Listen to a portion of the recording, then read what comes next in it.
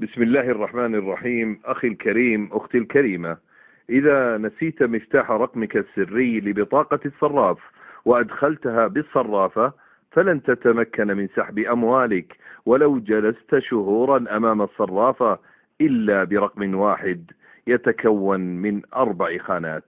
فإن أصر أحدهم وقال لنجرب أرقاما غير الرقم الصحيح لأننا نسيناه حتى نصل ونتمكن من سحب المبلغ، لقلنا هذا جنون وضياع وقت.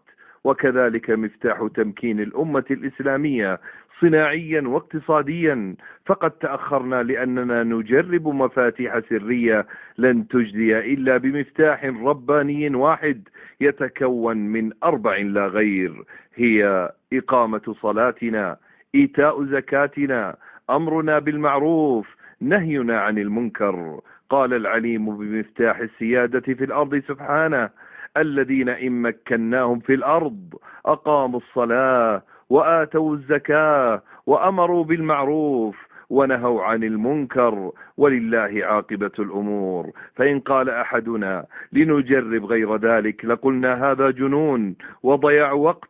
فاللهم وفق أمتنا للأمر بالمعروف والنهي عن المنكر بولاتها ووزاراتها وهيئاتها وأسرها وأفرادها، وارفع قدر من نشر هذا المقطع. وصلى الله على من إذا صليت عليه صلى الله عليك بها 10.